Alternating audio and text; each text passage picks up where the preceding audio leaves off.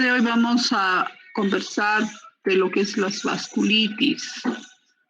En relación a las vasculitis, son enfermedades sistémicas que afectan varios órganos y se clasifican de acuerdo al tamaño de los vasos, ¿no? De acuerdo al tamaño de grandes, medianos y pequeños.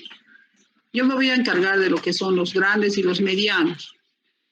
El doctor Omar va a desarrollar la parte de los grandes, de los pequeños vasos.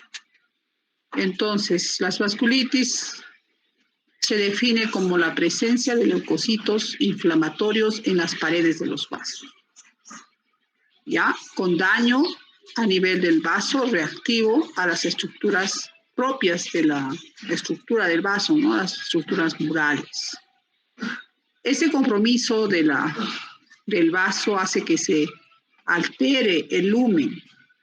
Por lo tanto, como produce una necrosis, isquemia, por la irrigación de los órganos adyacentes a los vasos comprometidos, es que se va a producir un daño, ¿no? Entonces hay isquemia y necrosis del tejido desencadenante. Y la pérdida de la integración del vaso puede dar lugar ¿a qué? A un sangrado. Vamos a ver que produce aneurismas en los vasos grandes. Eso a nivel de lo que es la aorta y sus ramas en las vasculitis de Takayasu. Como les decía, los vasos van a variar de tamaño, tipo y la localización.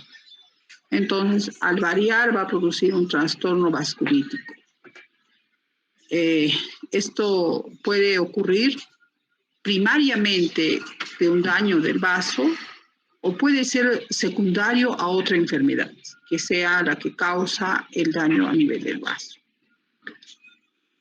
Varios conceptos se nos han planteado, ¿no?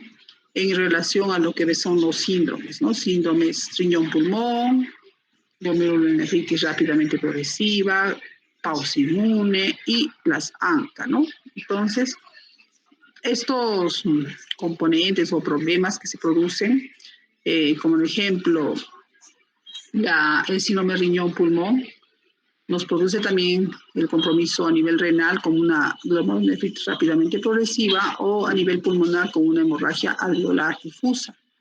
Y esto es evidente en las vasculitis de pequeños vasos. Las glomerulonefritis rápidamente progresivas producen daño a nivel renal. Y este daño se evidencia ¿con qué? Con alteraciones, ¿no? De los exámenes. ¿Qué vamos a evaluar? Y vamos a ver ahí a las semanas, a los días, proteinuria, hematuria. Hacemos la biopsia del riñón y vemos las semilunas, ¿no? Adicionalmente vemos la presión arterial, ¿no? Que puede estar alterada o puede estar normal. En las glomerulonefritis pausinmunes tenemos ahí depósitos ya de inmunocomplejos o las inmunoglobulinas, ¿no? O complemento en el glomérulo y en los vasos renales. Y hay una presentación de los anticuerpos anticitoplasma de neutrófilo, que son los ANCA, hay varios tipos, el ANCA-C y el ANCA-P. Y estos en su positividad nos pueden dar enfermedades como la poliangiitis granulomatosa, la poliangiitis microscópica o la poliangiitis granulomatosa eosinofílica. Anteriormente tenían otros nombres. La granulomatosa se conocía como la enfermedad de Wegener, ¿no? La vasculitis de Wegener. La PAM, que siempre ha sido la microscópica, y la de Shure-Strauss, que es la poliangiitis granulomatosa eosinofílica, porque es básicamente asociado a estos eosinófilos. La clasificación ha variado durante el tiempo. Tenemos diferentes clasificaciones que el tiempo ha ido, y los estudios nos han ido demostrando. Ya se describía desde el siglo XIX en Kussmaul y Meyer, ¿no? Que les decía la vasculitis, ¿no? De Kussmaul. Y son investigadores que en esos años pues ya explicaban. Existen factores que van a limitar la clasificación.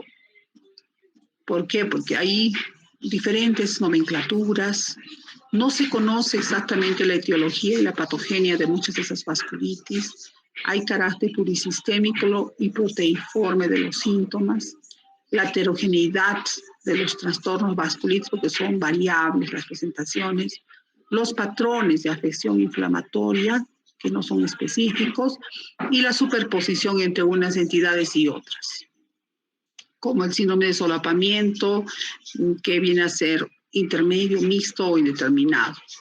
Y algunas lesiones son difíciles de podernos limitar a nivel de tiempo, ¿no? En las lesiones vasculíticas en la vida. Un acceso de la clasificación que es compleja o simple y está cambiando constantemente, a menudo con contradictorias, ¿no? Entonces, todos esos factores hacen que se limite su clasificación. En el árbol de las vasculitis, la evolución del tronco de la poliartritis nodosa, vemos que en el siglo XX pues, existen numerosos tipos de clasificaciones globales, ¿no?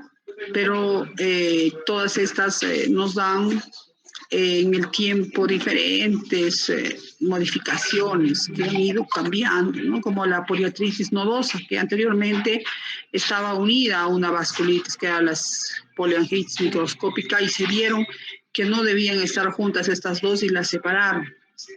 Hay cuadros aquí donde nos muestran, ¿no?, las enfermedades arteriales en el tiempo y cómo han ido apareciendo desde el año 1936 en la granulomatasa de Wegener, la poliartritis nodosa. Entonces vemos aquí en este cuadrito los diferentes años en los cuales han estado apareciendo el esquema, ¿no?, histórico de las enfermedades. Acá de la poliartritis nodosa, de la Kussmaul, en referencia a todas las vasculitis. Entonces, vamos a ver qué se clasifican las vasculitis por etiología. Y por etiología pueden ser primarias y secundarias. Por tamaño de vaso, pues ahí vamos a hablar de la vasculitis de pequeño, mediano y grande vaso. Y por la de asociación de anticuerpos, el ANCA positivo y el ANCA negativo.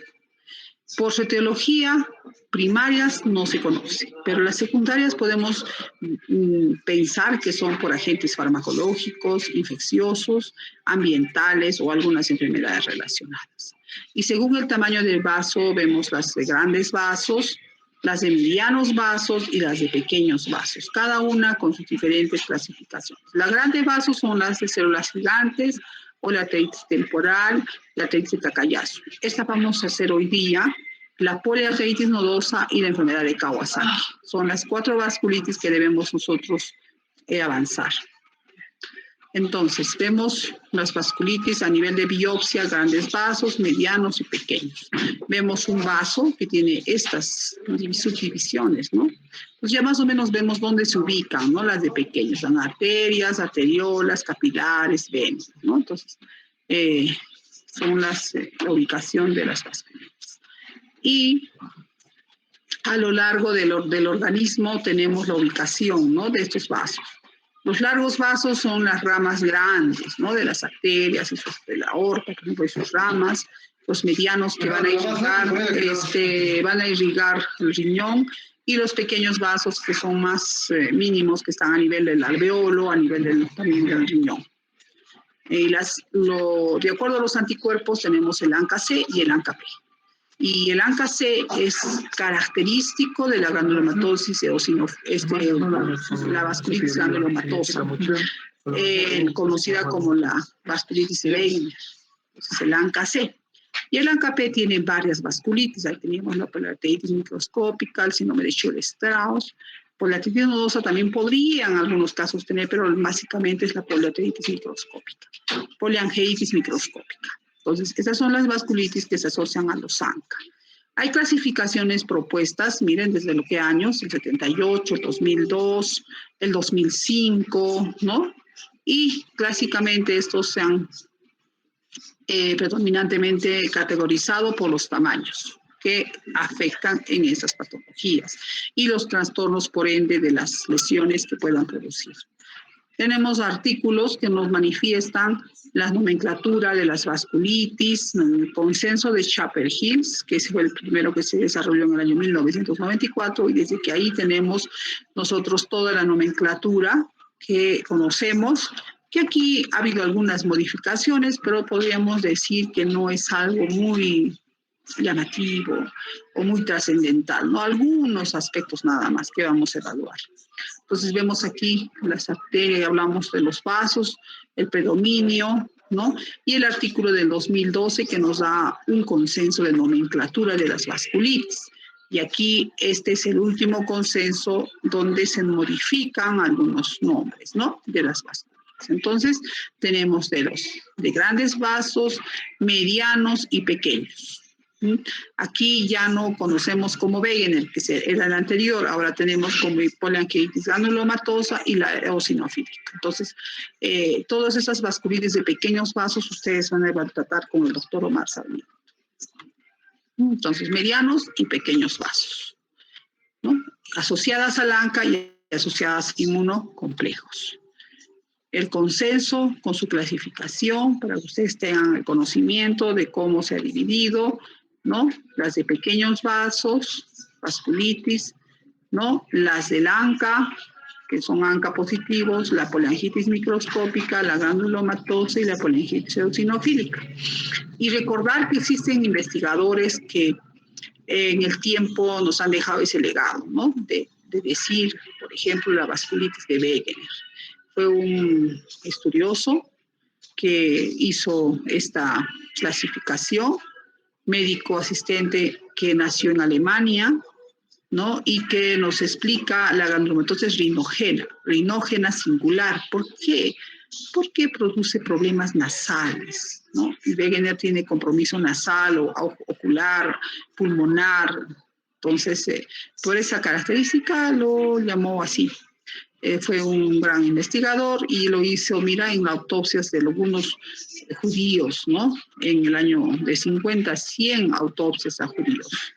Y bueno, también sabemos que en la historia, pues los alemanes han hecho muchas situaciones que no son buenas para la humanidad y han tenido también que llevar esa, ¿no?, destitución, por ejemplo, del título de máster, ¿no?, que le dieron.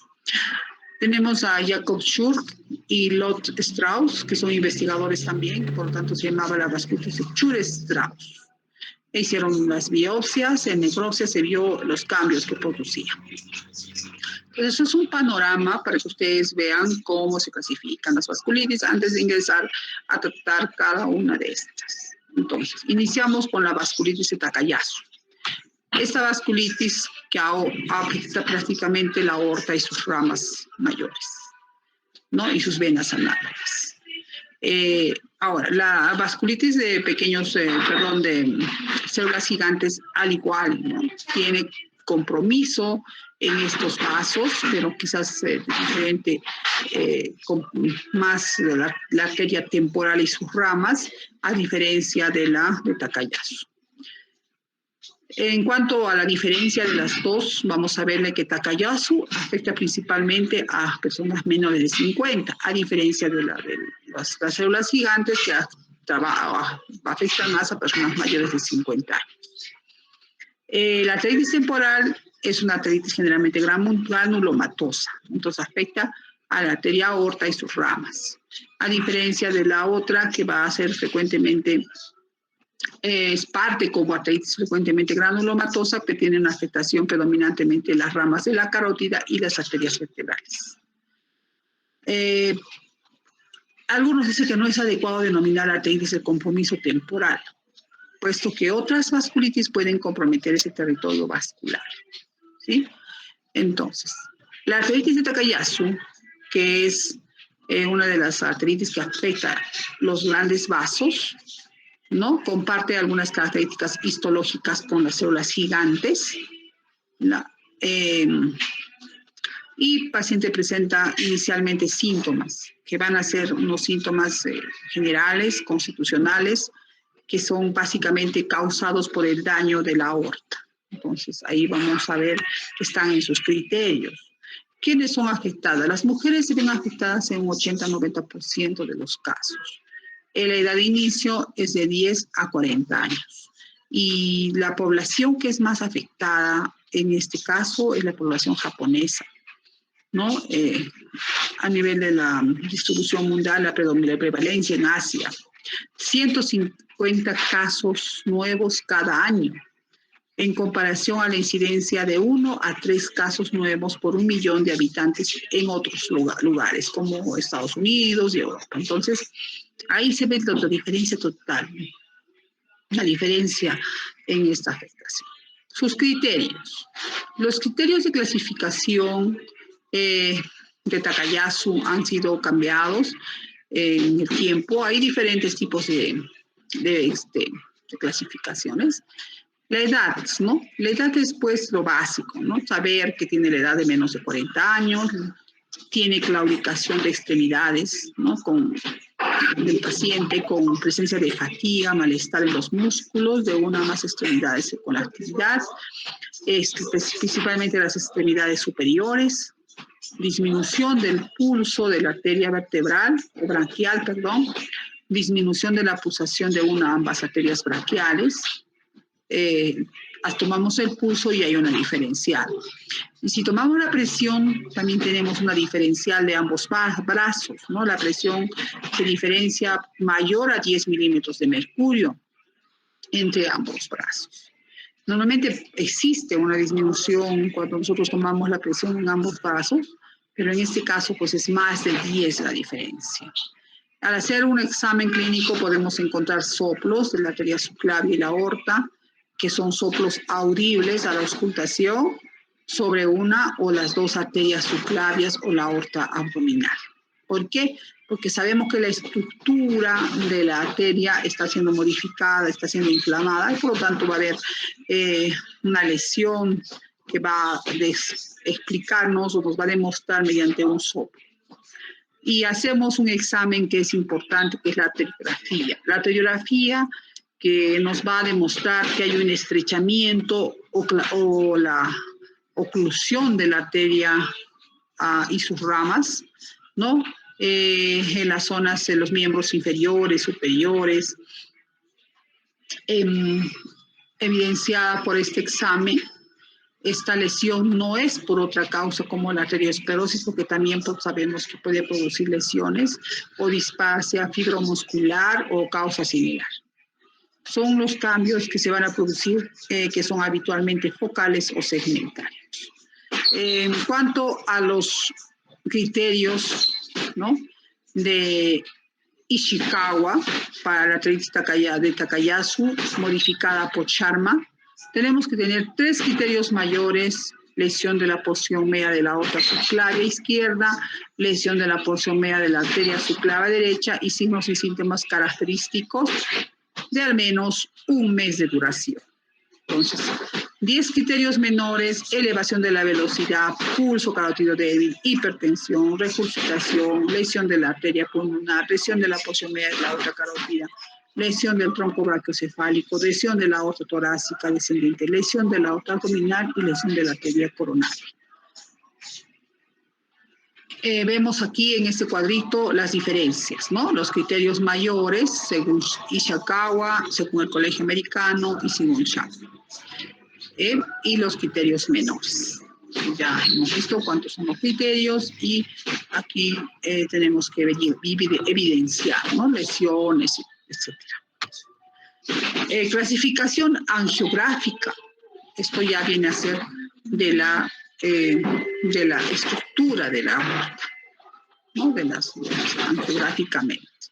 Entonces aquí ya vemos, de acuerdo a los tipos, 1, donde hay compromiso vascular en las diferentes porciones que tiene la aorta.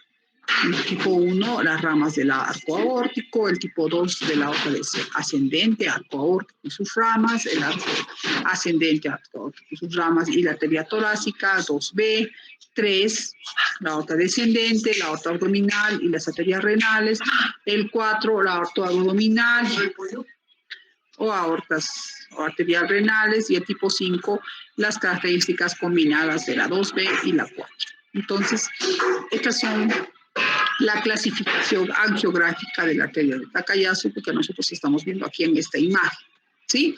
Cómo va a ir afectando las diferentes porciones de la aorta. Los signos y síntomas que va a presentar el paciente al inicio puede ser un cuadro que no va a ser algo florido, es subagudo, Por esto que muchas personas ya se diagnostican cuando tienen ya un cuadro avanzado de lesión, cuando ya ha sido dañada la aorta abdominal, etcétera, ¿no? Porque no produce mayores complicaciones, ¿no? Y dividida, dice, en dos fases, ¿no? En la fase temprana y la fase tardía. En la fase temprana tenemos que hay una fase pre y sin pulso.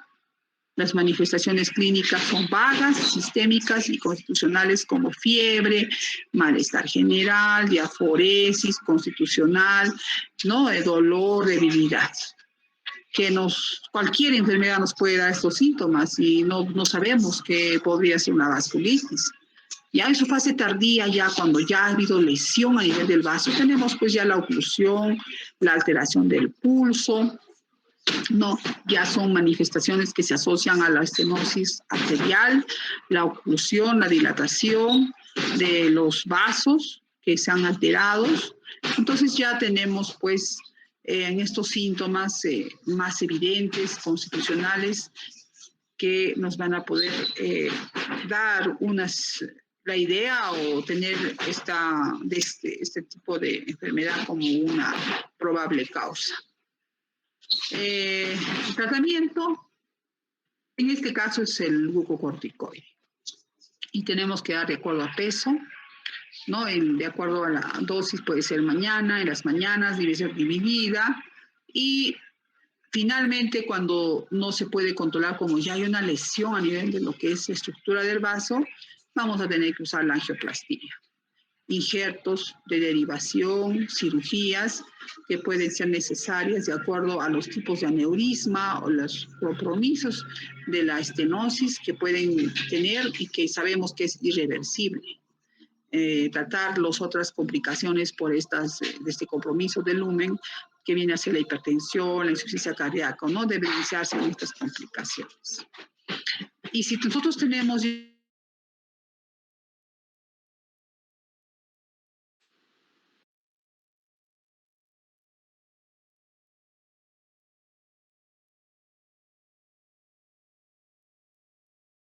me tiene que avisar en ese momento, me están dejando hablar, no se está mi internet mal.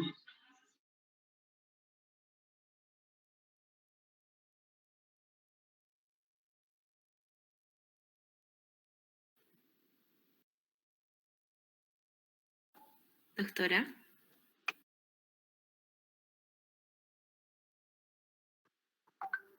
Antes de eso. No, doctora, nos quedamos sin tratamiento. Estaba casi por concluir el tratamiento. Ahí. ¿Eso ya no han escuchado nada? No. Sí, no. Uy, otra vez, a ver.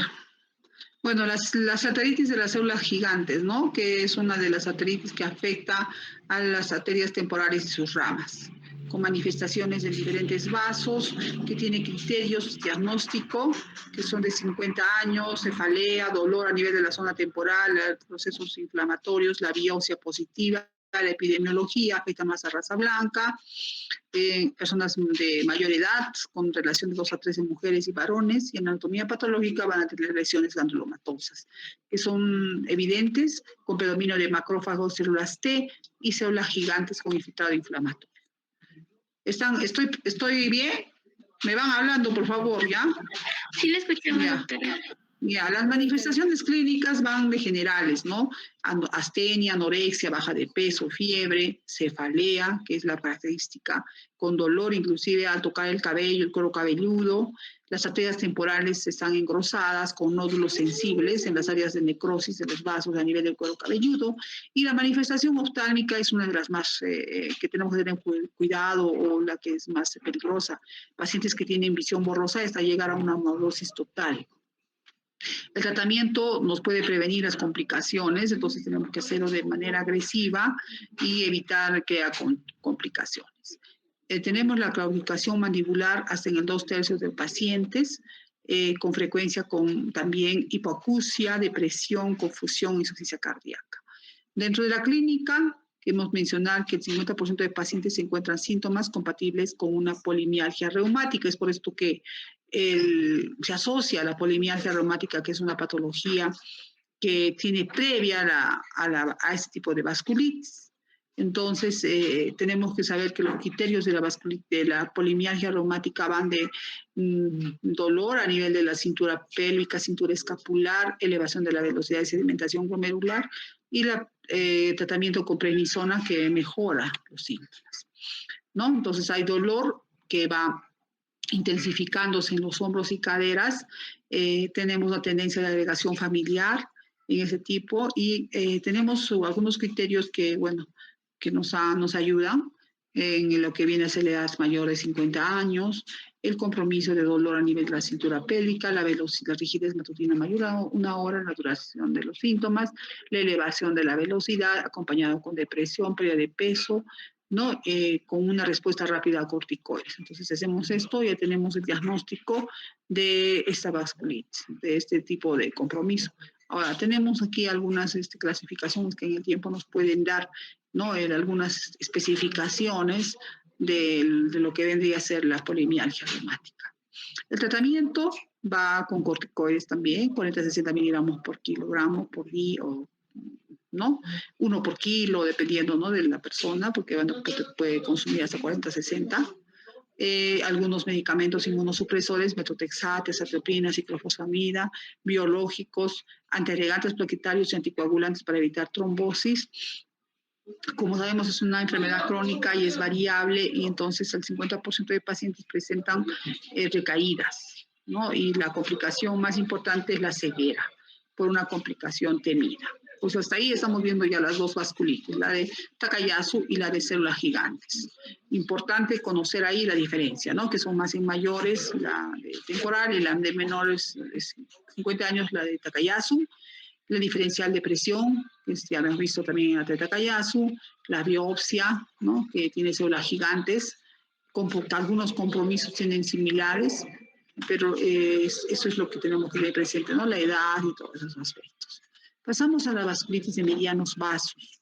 La poliartritis nodosa es una de las vasculitis que está asociada a estas.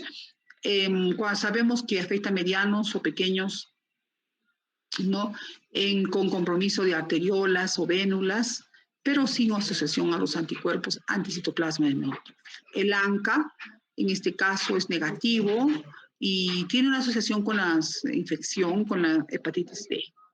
Entonces vamos a ver aquí necrosis, vasculitis necrotizante sistémica primaria que se dirige principalmente a la arteria de tamaño mediano, ¿no?, arterias viscerales y sus ramas.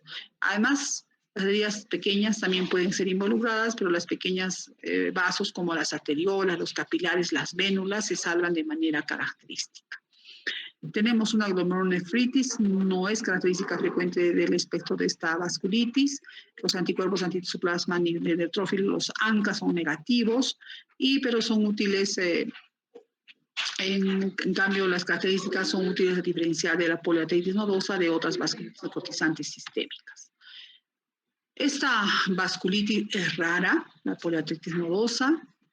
En cuanto a la reducción en la incidencia, está relacionada con la disminución de la infección de la hepatitis B, porque cuando se asocia y hay ahora vacunas y todo, entonces hay menos posibilidad o menos frecuencia de hepatitis, y por lo tanto ha bajado esta vasculitis necrotizante. Tiene una incidencia anual de 0 a 1.6 casos por millón de habitantes en los países europeos, y la prevalencia es alrededor de 31 casos por millón. Y actualmente, menos del 5% de los pacientes con poliartritis nodosa están infectados por hepatitis B en países desarrollados. ¿Y por qué la vacunación, no? Entonces, esta vacunación ha bajado la frecuencia de esta patología. Ahora, en relación a la edad, afecta a cualquier género, edad y origen étnico. Pero tenemos una incidencia mayor en la quinta década de la vida. En las manifestaciones clínicas tenemos varios síntomas, ¿no?, con frecuencias variables, como compromisos sistémicos, fiebre, mialgias, artralgias, compromisos cutáneos que van desde nódulos, el líbedo reticularis, compromiso neurológico como neuritis múltiple, neuropatía periférica, compromiso sistémico central, ¿no?, a nivel gastrointestinal, dolor abdominal, náuseas, diarrea, compromisos digestivos desde ulceraciones esofágicas, gastroduodenales, colorectales, a nivel urológico, hipertensión renal, hipertensión, proteinuria, hematuria, orquitis con una epididimitis, compromisos oftálmicos, cardíacos, respiratorios, que son en menor frecuencia, ¿no? Entonces acá tenemos los nódulos, ¿no? Los nódulos, las lesiones ulceradas, la isquemia, el lívido reticular, que son como una marca, así que se marcaran los vasos. La pérdida de peso, entonces tenemos los criterios de clasificación de esta vasculitis nodosa, poliarteritis nodosa, del Colegio Americano. ¿Qué nos dice? Que tenemos pérdida de peso de más de 4 kilos, lívidos reticulares, dolor testicular, que es a la palpación o espontáneo, mialgias difusas a nivel del hombro, la cintura pélvica con debilidad muscular, dolor a la palpación, mono o polineuropatías, trastorno de la presión diastólica, aumento del nitrógeno ureico de la creatinina, el virus de la hepatitis B, alteraciones arteriográficas que hacemos para ver los vasos y encontramos la biopsia, también con compromiso histológico, granulocitos, ¿no? Leucocitos mononucleares en la pared arterial, que nos estaría indicando de que como estamos frente a una vasculitis. Más imágenes, vemos aquí las vías reticulares, las ultras necrotizantes. Entonces, esta vasculitis se asocia a la hepatitis B. Se manifiesta aproximadamente 6 meses después de la infección de esta vasculitis, de la hepatitis B, citólisis con colostasis mínima ausente a nivel de lo que viene a ser el hígado, con afectación hepática moderada. Hacemos la biopsia y se demuestra que tiene una hepatitis crónica. Hay varios estudios que se han hecho al respecto en relación a las manifestaciones que podrían dar, ¿no? Esta vasculitis, que requieren pues rápidamente un tratamiento, que es la prednisona, ¿no? Tratamiento en el caso de las vasculitis asociadas a las hepatitis B. Entonces, tratar rápidamente la hepatitis B con la miburina o la interferón, ¿no? Que son algunas alternativas. La diferencia hay que hacerla con la poliangiitis microscópica. Anteriormente estaban asociadas las dos, pero ahora se han separado. ¿Por qué? Porque el tamaño del vaso es diferente. Medianos, básicamente, poliarteritis nodosa, y la poliangiitis microscópica es de pequeños vasos. Estaban antes todos en un saco y era una sola vasculitis, pero eso se evidenció que no era así. La nefropatía afecta a medianos vasos en el compromiso de poliarteritis nodosa y en la afectación de pequeños en la poliangiitis microscópica.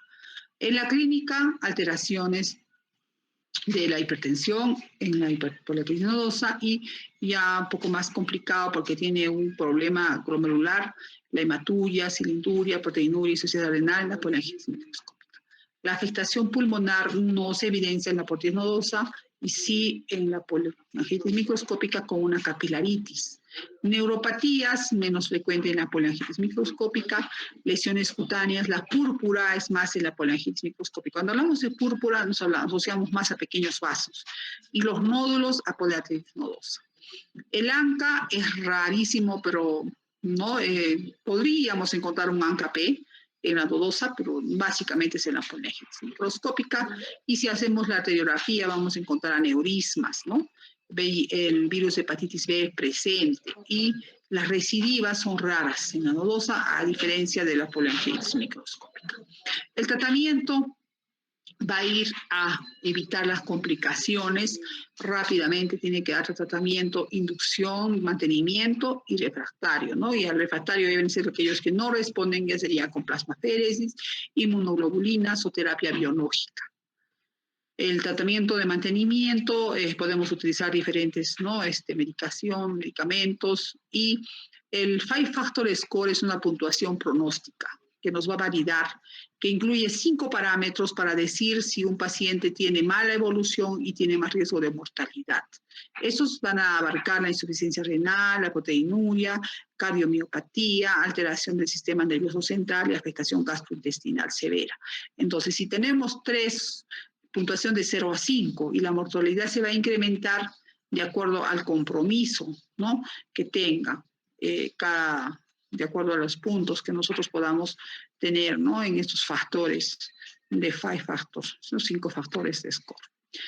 Entonces, hasta ahí tenemos la vasculitis de la poliartritis nodosa. Entonces, está bastante resumido para que ustedes puedan ubicarse, porque esto es bastante complicado, si lo hacemos muy extenso, se van a cansar. Y bueno, tienen los cuadritos para que ustedes puedan ubicarse y estudiar. Finalmente, vamos a tratar la enfermedad de Kawasaki. Y esta es una vasculitis que se asocia al síndrome linfoide hemocutáneo y afecta principalmente a bacterias de mediano y pequeño calibre. Existe compromiso marcado de las arterias coronarias, ¿no? Puede afectar también la aorta y los grandes vasos. Generalmente es una vasculitis que afecta a niños, ¿no? Es más frecuente en niños.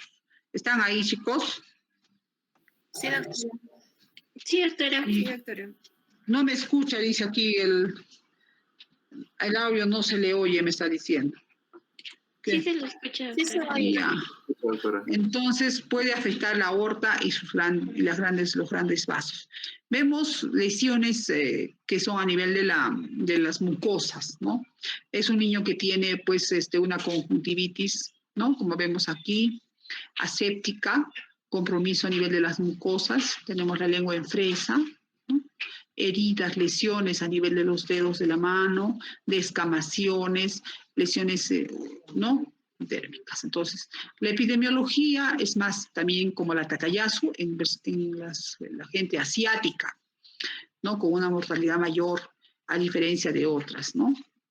Lactantes menores de 5 años son los más afectados en un 76%, relación sexo masculino en proporción de 1,5-1,7 a 1 y mayor riesgo de enfermedad cardiovascular en menor de 1 año y en mayor de 5 años. Entonces, porque el compromiso más importante en esta vasculitis es el compromiso cardíaco, no se van a olvidar, ¿no? Entonces, al aspecto inmunológico aquí existe pues citoquinas que van a estimular, van a activar el sistema celular endotelial, existe la presencia de monocitos, los CD68, el macrófago CD8, linfocitos, células plasmáticas, la inmunoglobulina monoclonal, y la frecuencia de la inmunoglobulina A nivel de las vías respiratorias, que sería probablemente la causa de la entrada, ¿no?, de este tipo de compromiso. Es una vasculitis generalizada. Como todas las vasculitis, ¿no?, produce compromiso a nivel de los vasos, a nivel del endotelio y subendotelio, con lámina interna intacta.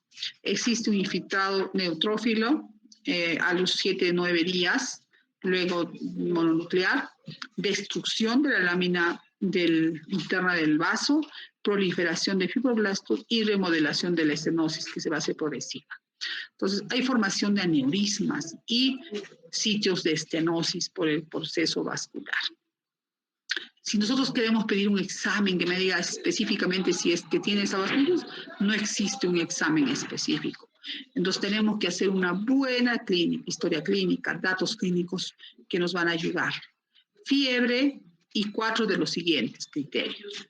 Entonces, cambios en extremidades. Hemos visto eritema en palmas de la mano, edema de manos y pies, descamación de manos, pies y periné, exantema polimorfo, conjuntivitis bilateral no exudativa, cambios en labios o mucosas, labios rojos, secos, fisurados, eritema de boca y faringe, y algo que también es frecuente son las linfadenopatías, que son grandes, mayor de 1,5 centímetros de diámetro, usualmente puede ser unilateral.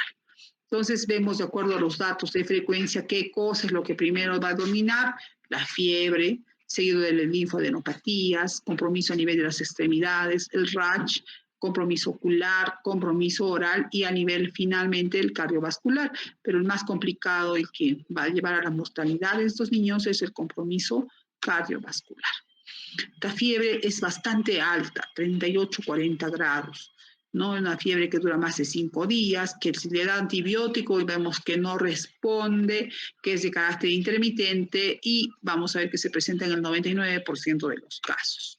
La linfadenopatía cervical, que sabemos, se ha manifestado que aparece simultáneamente en un solo lado, ¿no? 75-95% de los casos, unilateral, y se confirma, dice acá que se confina al triángulo cervical anterior, ¿no? Es un nodo que tiene mayor de un milímetro, un centímetro, hasta mayor de 1.5 de diámetro, y no duele, no es un dolor, no es un ganglio, normalmente un ganglio infeccioso es doloroso, este ganglio no duele.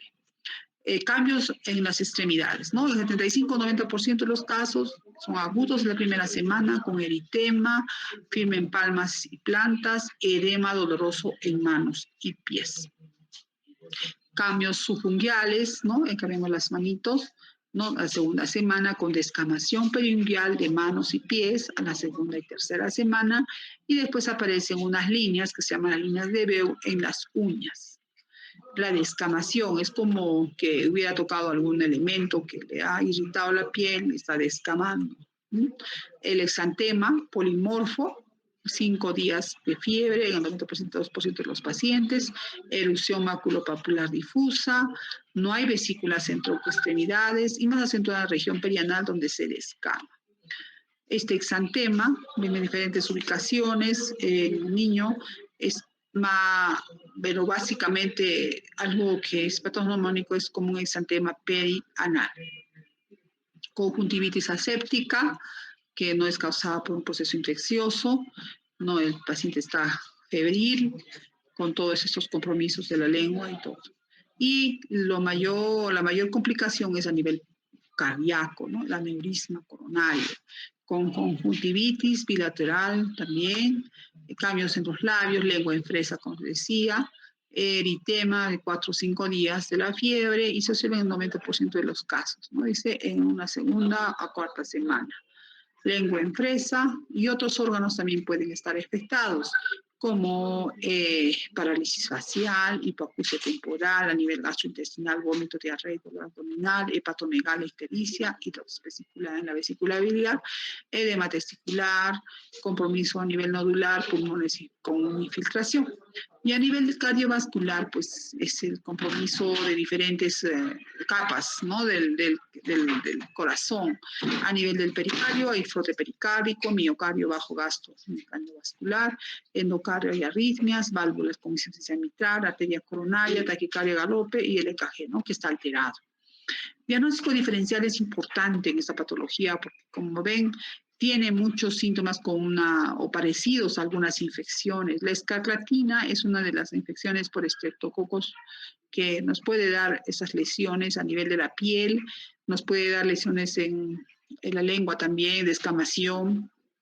Tenemos el síndrome de shock séptico, micoplasma pneumoniae, como un cuadro también infeccioso, y algunas infecciones virales que tienen presencia de lesiones, ¿no? Como sarpullido, sarampión, adenovirus, enterovirus, Epstein-Barr virus.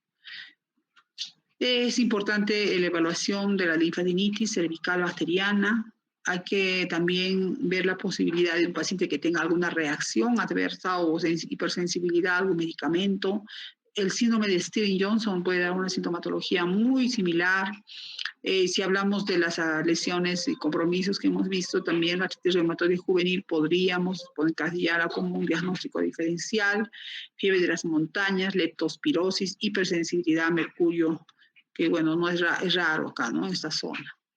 El tratamiento va desde una evaluación adecuada paciente inicial hasta las inmunoglobulinas, ¿no? Que se tiene que dar 1 gramo por kilogramo con infusión de 12 horas, evitar las trombosis con aspirina 350 miligramos por kilo por día por 4 dosis, el EKG y la aspirina que nos va en dosis de acuerdo a semanas. Entonces, el aneurisma y la trombosis, el infarto, es lo más grave, y tenemos que hacer pues interconsultas ya a la cardiología intervencionista para poder en algunos casos salvar la vida del paciente y hacer cardiología intervencionista, angioplastías con balón, colocación de stent si hay una obstrucción o daño, y el tratamiento finalmente quirúrgico, ¿no? Que bueno, en algunos no hay mucha experiencia porque son niños que habría que hacerles un tratamiento más severo. Más agresivo en este caso. Entonces, estas son las vasculitis que nosotros tenemos. Creo que ya no estoy. Sí estoy, ¿no? Ahí estoy asustada, ya deja, no sé cuánto sea, se suspendió todo.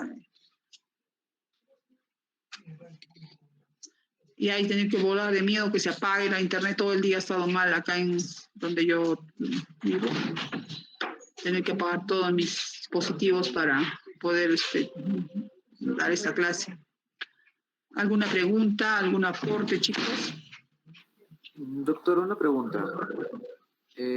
En la panarteritis nodosa, ¿se podría dar que el paciente se vuelva estéril en caso de no tratarse de manera rápida? Como no tiene una artritis no infecciosa, quizás no podría darse, no estoy seguro en eso, doctor. Perdón, se me salió, la parte final no te escuché. Me se cayó el audífono. O sea, que el paciente quede con un compromiso de esterilidad. ¿Ha visto que hay un proceso inflamatorio a nivel del testículo? ¿No? Con lesiones de los vasos. Bueno, no he encontrado ninguna complicación de esterilidad en el caso, en la bibliografía que ha revisado, pero yo asumo que podría darse quizás, ¿no? Algún componente también, por el compromiso a nivel del testículo, de los vasos del testículo y que haya necrosis en esa zona, ¿no? Podría ser. Buena pregunta, Ever. ¿Alguna otra pregunta, chicos, o aporte?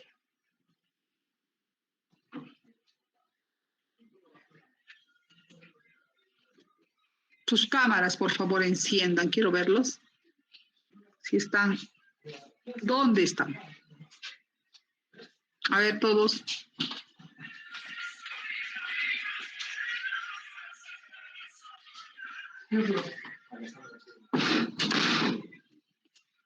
Por favor, rápido. Están sin audio, seguramente que no me escuchan.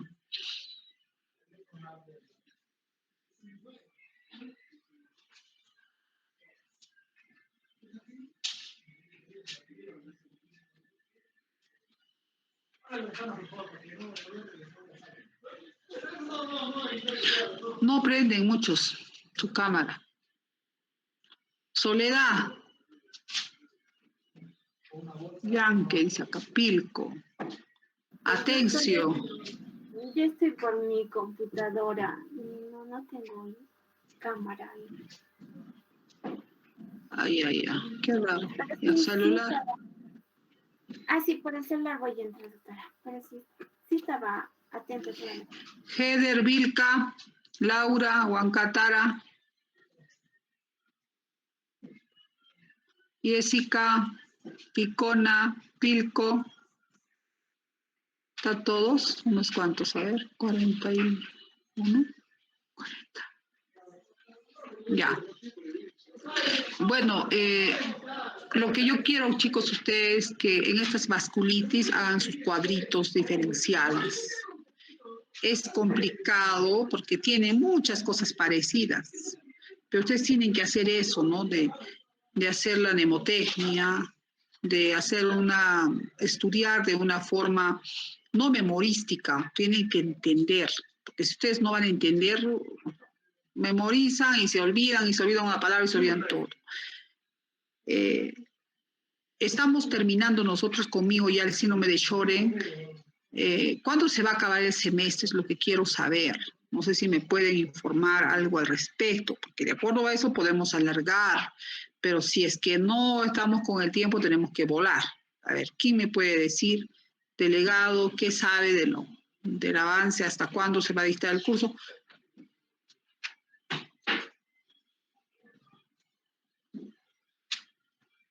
Cristian, ¿estás por ahí? ¿Dónde estás? Nadie habla. Acerca de la avance, creo que no hay en este. ¿Dónde Doctora, estás? doctora, ¿se me escucha bien? Estás en la calle, creo tú. No te escucho. Doctora, ¿se me ¿Quién? escucha bien? Algo. ¿Quién sabe de ustedes, chicos, hasta cuándo es el dictado? ¿Nadie sabe? Entonces seguimos como estamos. No asumo. que no cambiamos fechas, nada, ¿es verdad? ¿Sí?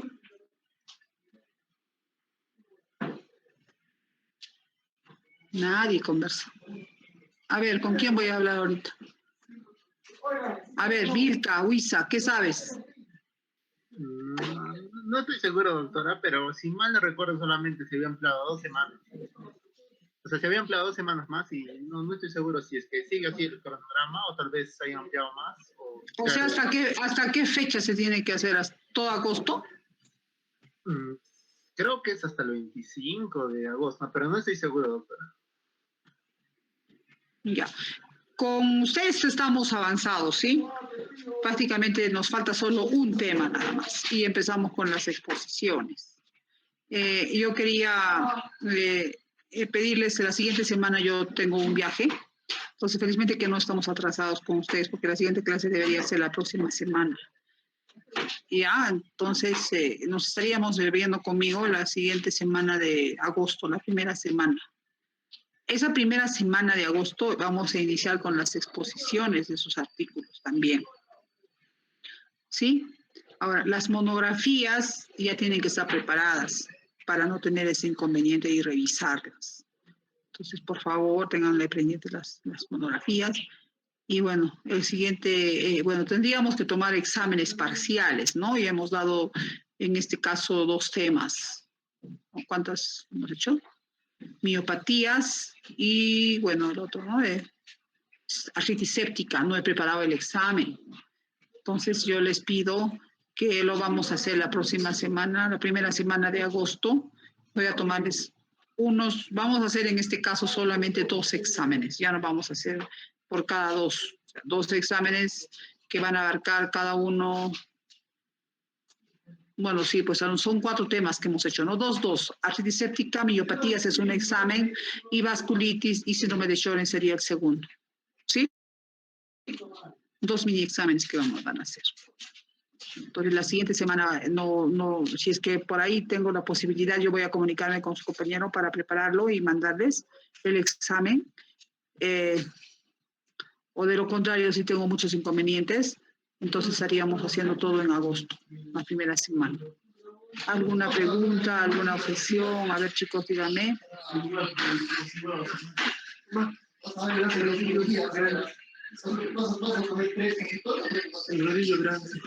su lugar.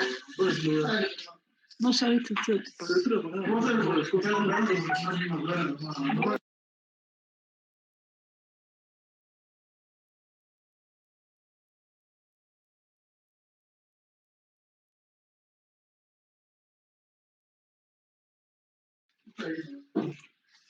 ¿Alguna objeción, chicos, por favor?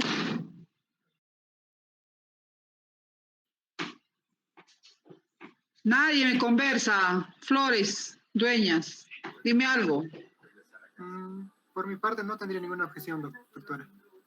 O sea, no estamos atrasándonos porque la siguiente semana deberíamos hacer esta clase, ¿no? Decía en esta clase, porque nos hemos adelantado un poco. ¿Sí? Entonces no estamos atrasados y yo quería avanzar con ustedes. De lo contrario, si yo tengo la posibilidad y el tiempo de hacer la clase que viene la próxima semana, yo les voy a comunicar. ¿Ya? Por una tarde por ahí que yo pueda tener a internet y todo adecuado, ¿no? Para poder hacer las clases. ¿Ok? Ok, doctora. Ya. Entonces, otra posibilidad sería de que yo les dicte las clases mañana. Si no me Sjögren. ¿O quieren nomás después? Díganme ustedes, porque yo mañana puedo dar las clases. Y si es posible, en este momento podemos avanzar la otra, pero sería muy saturada, ¿sí? ¿No? Sí, doctora. En agosto nomás, doctora, por favor. Ya vayan estudiándome todos los temas para los exámenes. No quiero que todos salgan aprobados. Miren, les comento algo que hace un momento me llamó Jackson, es el delegado del anterior semestre en reumatología, y bueno, ellos no han hecho la práctica presencial. Y han retrasado esa práctica presencial y por lo tanto en este momento están con problemas porque tengo que tomarles exámenes estos días Aparte que tienen que dar el examen completo, porque hay un examen de todo el curso. Todo el curso tienen que dar ustedes un examen. Yo tengo que dar unas preguntas y el curso se da una. O sea, son parciales con nuestras notas, sacan promedio y un examen final. Y ese examen no lo han hecho. Y ahorita tienen problemas para llevar el curso de pediatría, no sé, en eso estoy también. O sea, eso se me ha complicado para remate. Ahorita tengo que ver esto con el doctor Sotomayor y ver cómo va a ser. Entonces, ustedes no se atrasen, hagan todo como a su tiempo, porque ahorita ellos tienen que volver a estudiar y tienen el examen el día lunes. Entonces ya tienen que leer todos los 4 que no sé, que llevan nefrología, neumo, todo en un examen y para el día lunes. Están cabezones, pobrecitos, yo no sé cómo darán su examen. Entonces, eso no quiero que pase con ustedes. Yo les digo, han dejado avanzar el tiempo y no reclaman. Ustedes tienen que pedir que se acabe como tiene que ser. No vayan a decir que no tomen el examen de todo completo, es el examen el único, y después van a estar con estos problemas. ¿Por qué? Por hacerse los vivos. Porque yo pienso que ellos han podido dar ese examen y decir, doctor, ya tómenos el examen, y no lo han alargado y ahorita están en problemas. Entonces, ustedes hagan las cosas correctamente. Yo no sabía hasta hoy día en la tarde que ha pasado esto con sus otros compañeros. Entonces ahorita en este momento voy a tener que hacer un examen, tengo que hacer todo. Y eso también se me está complicando en todo lo que tengo que hacer. ¿Ya? Entonces, chicos, nos vemos el 2 de agosto, ¿no? Creo que es martes, el 2. 3, doctora. El 3, sí, 3. Y en caso pudieran hacer conmigo el 2, por favor, le voy a agradecer a Cristian, que no sé dónde está Cristian, se por ahí, creo, va a pasear. Y ya estás ya para coordinar, porque necesariamente esa semana de agosto van a hacer los artículos, no me voy a atrasar, o sea, si haremos a 1 hora, que sea más temprano, qué sé yo, la clase, y empezamos con artículos, porque teníamos que acabar a las fechas que se han programado, para que tengan tiempo para estudiar. Pues les doy un relajo de 1 semana para que puedan estudiar. Voy a avanzar con el otro grupo, lo que he avanzado con ustedes. ¿Ok? Gracias, chicos. Nos estamos viendo entonces probablemente el 3 de agosto y si es posible antes. ¿Ya?